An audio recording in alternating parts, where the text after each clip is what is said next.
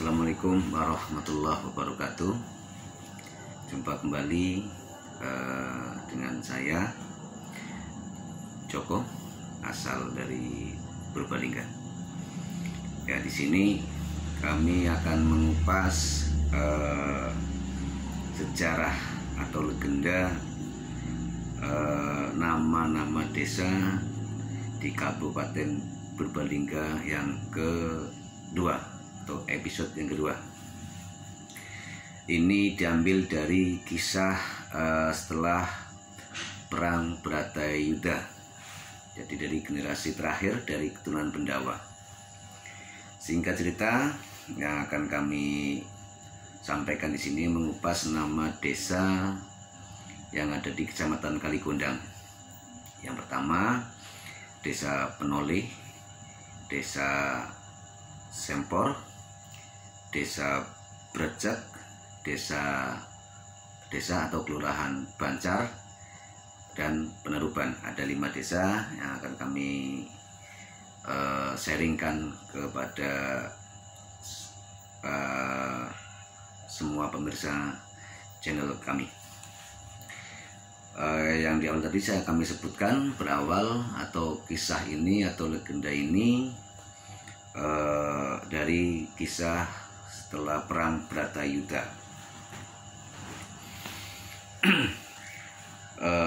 Kisah Bratayuda ini karena yang tersisa dari anak-anak keturunan Pandawa itu adalah Parikesit.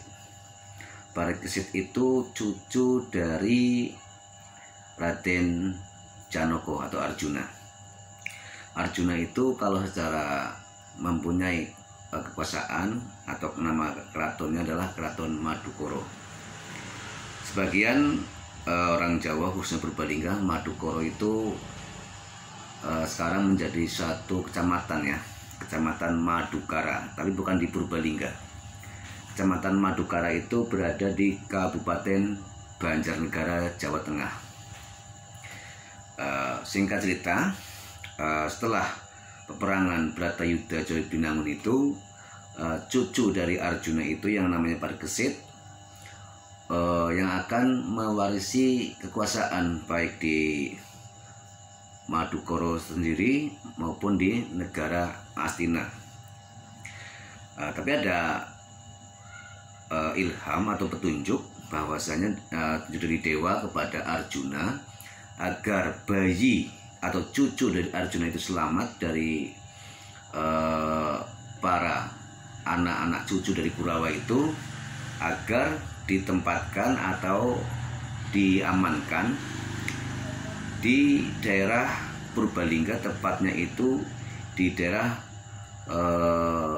yang sekarang ini sebagian besar itu namanya di Gunung Indragila.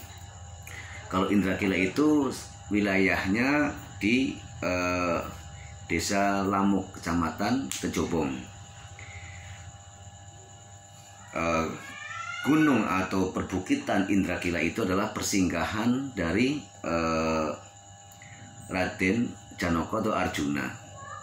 Di pegunungan atau di perbukitan Indragila, karena kebetulan Gunung Indragila itu memang sejuk, karena juga namanya pegunungan otomatis banyak pohon-pohonnya. Kalau orang dulu, zaman dulu, sekarang masih ada atau enggak pohon-pohon tersebut, karena kebetulan di daerah Lamuk itu ada pasar ya, pasar itu yang melingkupi itu ada pasar. Wilayahnya sebenarnya bukan di Lamuk tapi di Desa Bandingan, itu ada namanya Pasar Kelagung ya. Dari perbukitan itu ada pohon, kadangkala itu kalau tidak anginnya, intinya lagi pas membentuk ya, membentuk itu pohonnya itu membentuk wajah dari Arjuna atau Janoko. Cara bahasanya itu apa ya, ngintip atau ngelongok ya. Jadi seolah itu Janoko atau Arjuna itu ngelongok, karena perbukitan atau Gunung Indragila itu suatu tempat persinggahan atau perkemahan ya, perkemahan. Kalau keratonnya kan di Madukara, kalau bahasa perwayangan Madukoro. Madukara itu sekarang jadi Kecamatan Madukara di Kabupaten Banjarnegara itu punya persinggahan atau tempat peristirahatan santainya itu di perbukitan atau di Gunung Indrakila.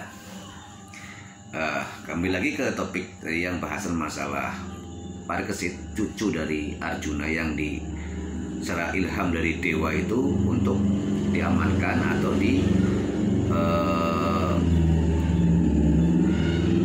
diamankan ya dari serangan orang-orang tanah suci dari Kurawa di daerah situ Indrakila. Karena dari Kurawa sendiri itu ada putranya dari Begawan Durna yang namanya Aswatama, itu juga kepengen menjadi raja di Astina. Karena mengetahui bahwasanya pewaris dari Pendawa itu yang akan menjadi pemimpin adalah Parikesit, makanya Aswatama ingin membunuh Parikesit. Singkat cerita, Aswatama mendapatkan kabar atau berita tersebut dari ibunya, ibu dari istrinya Begawan Durna yang namanya itu Dewi, di sini agak lupa. Itu adalah yang dulunya ibu dari Aswatama itu adalah petari, tapi yang kena kutukan menjadi kuda waktu itu. Singkat cerita, Aswatama itu dikasih petunjuk sama ibunya itu bahwasanya si Parikesit ada di daerah Gunung Indrakila, seputaran daerah Gunung Indrakila. Si Aswatama biar nggak ketahuan oleh orang-orang Pendawa atau anak suku Pendawa yang lainnya, bikin terowongan bawah tanah yang nantinya akan menuju ke kamar si bayi atau cucunya Arjuna yang namanya Parikesit. Jadi tanahnya itu dibikin lorong, terowongan. Tapi terowongan itu karena terowongan otomatis gelap. Ibunya yang Dewi itu yang pernah jadi istrinya Begawan Durna yang Dewi dikutuk jadi kuda itu menyampaikan ke Aswatama agar jangan menengok ke belakang karena lorong yang digali itu sangat gelap. Tapi dari ibunya Aswatama itu memberikan cahaya yang luar biasa. Pesannya ibunya itu jangan menengok ke belakang, alat apa yang untuk menerangin biar gelapnya itu hilang. Tapi udah menggaris takdirnya secara sutradara atau pedalangan itu, Aswatama heran sinar apa yang bisa bikin terang benderang seperti ini. Singkat cerita, nengok ke belakang lah Aswatama, nggak taunya sinar itu dari kelaminnya ibunya sendiri. Makanya ibunya itu menuduh, ya bukan menuduh ya, menyatakan Aswatama itu anak durhaka, tidak menurut apa yang dikatakan oleh ibunya. Makanya sempat ibunya manggil murkanya, nanti kamu akan mengalami kecelakaan atau musibah seperti itu. Nah, sesampainya mau ke ranjang tidurnya bayi atau bayinya itu Parikesit atau cucunya Arjuna, si Parikesit ini, bayi Parikesit, ibarat bayi itu tidurnya itu nggak nyenyak, gelisah ya, bahasa Purbalingga atau bahasa Banyuwangi itu klesetan. Nah, zaman dahulu sampai ke masa kecil saya pun, orang Jawa itu, orang Purbalingga pada khususnya, kalau ada anak kecil itu di bawah kakinya itu, samping kakinya itu ada botekan ya, yang isinya ada yang pucung, ada benang, ada segala macam uperampe. Itu ada dikasih pusakanya Arjuna yang namanya pusaka Pulanggeni. Bentuknya itu kalau bahasa Purbalingga itu kayak lading ya, kayak lading. Nah, karena nggak tenang tidurnya, bahasa Purbalingga itu klesetan, botekan tersebut kena kakinya Parikesit. Pas Aswatama itu udah nyampe ke ranjangnya itu, baru nyampe sebagian badannya nyampe ke ranjangnya ya untuk tidur Parikesit itu, keris pulang geni atau pusaka pulang geni yang ada di potekannya samping Parikesit itu jatuhlah karena kesentuh dari kaki bayi Parikesit. Nah, dari itulah jatuh kena lehernya Aswatama. Nah, disitulah mulai kisah terbentuknya atau nama dari desa Penolih. Disitulah Penolih. Jadi ini pulang geni itu olih atau mengenai dari lehernya si Aswatama. Itu asal usul nama desa Penolih. Karena kena pusaka pulang geni, Aswatama lari sampai kecapean, istirahat sebentar. Peristirahatan itu kecapeannya, larinya udah sempoyongan, jadilah namanya desa Sempor. Kesempar-sempor udah nggak karu-karuan rasanya itu tenaganya. Dari Sempor itu dia lari lagi, darahnya semakin deras mengucur, gemercek lah ya cara ya bahasa Banyumasan atau Banyumapak ketika gemercek. Itulah di tempat itu dinamakan desa Brecek. Setelah itu mencari pertolongan, nggak ada orang yang nolong, sampailah darahnya atau getih itu makin banyak gemblancar lah ya, cucuran darah udah nggak karu-karuan. Dari situlah namanya desa Bancar.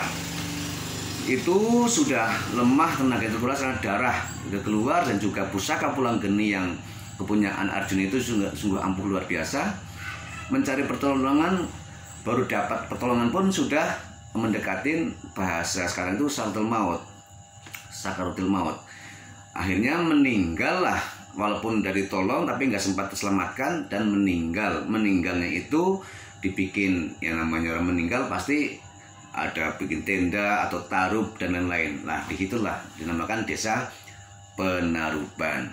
Itulah asal usul desa yang ada di Kecamatan Ligondang. 1 Penolih, 2 Sempor, Brecek, Bancar, Penaruban. Itu adalah kisah dari perwayangan setelah perang Bratayuda Jaya Binangun. Seperti itu, mudah-mudahan bisa bermanfaat untuk kita semua dan anak cucu kita.